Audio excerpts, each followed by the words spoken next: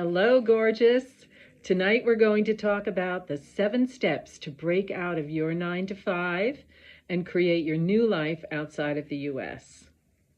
Now, of course, your 9-to-5 might be your retirement, your boring retirement life. And the U.S., you might be breaking out of the U.K. or Germany or wherever you might feel stuck. Take it. Take it for yours. If you don't know me, I am Justy. I am the Freedom Facilitator, and I am the Heroine's Journey Mentor. And I'm here to help you to live your authentic life and to learn from some of the lessons that I've learned to save you some of the trouble that I've gone through. So I have 7 steps, and this is the encapsulated version. Please do let me know if you'd like me to go into more detail with any of these, because each of them could be a podcast in and of themselves. I'm also considering doing a longer, like a 1-hour masterclass on the 7 steps to break out of your 9-to-5 and create your new life outside the US. So let me know if you want that. Here we go. Number 1, push. What are your push factors? What is your bottom? There needs to be a real why to shake things up. Otherwise, we stay complacent. Do you have the gift of desperation? Why do you want to leave your job? Why do you want to leave your company? Why do you want to leave your city? Why do you want to leave your country? These are worth journaling about. Get out a journal. Get a couple of journals, because they're going to be your best friend to work through this process. Are you running away from yourself? Sometimes they say you're doing a geographic. Wherever I go, there I am. Let's make sure that there's real reasons for making this change. Number 2, vision. What is your vision? Time to get clear on what your vision really is. Beyond little desires, creating a whole overarching vision for your life. Now, of course, this can be done with a vision map or collage, a vision board, a vision Pinterest, a vision Canva, any of those things. Visuals are great. And writing. Writing a journal entry.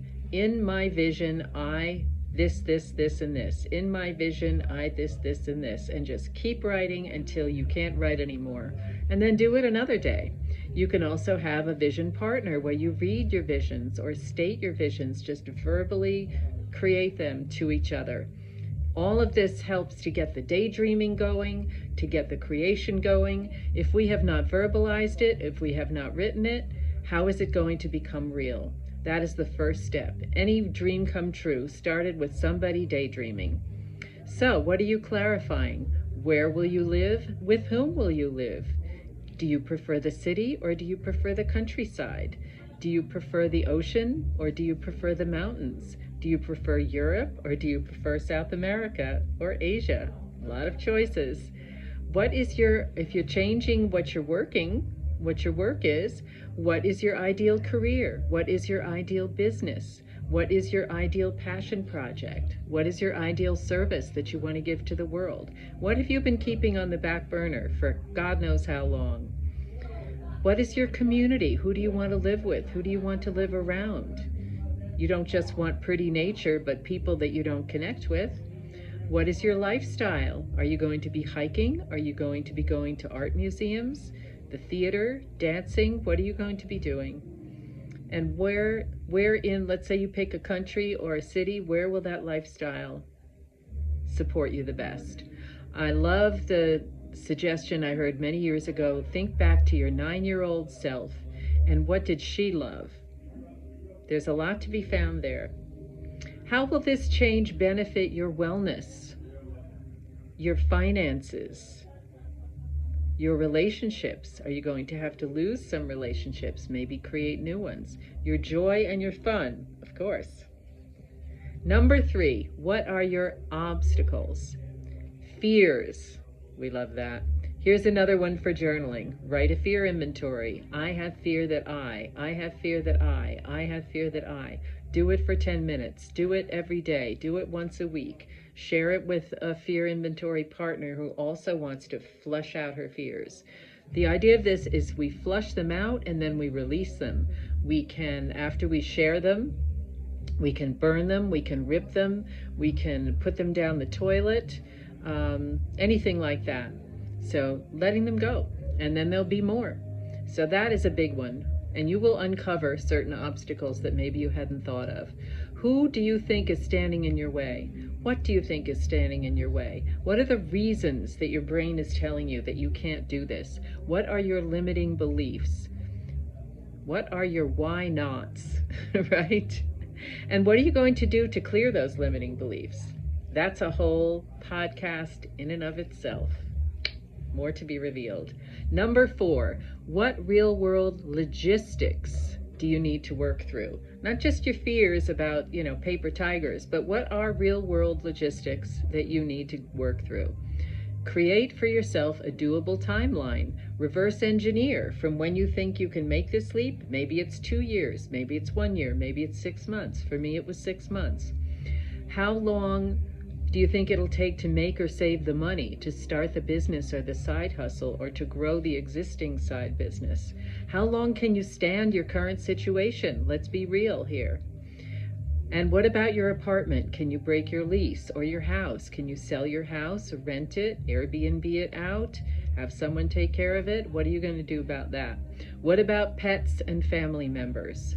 That could be the key thing of the timeline. How long do we have to wait for the child to graduate from this school? But we can still put it into a timeline. Then you make a game plan, reverse engineering from this due date, from this D-Day, and move it back month by month. What are jobs and chores and research and things that I need to do in that time? Which takes us to number 5, research. Fine-tune your vision and clarify your logistics. These things will change. Absolutely, these things will change. YouTube has been a fantastic resource for me.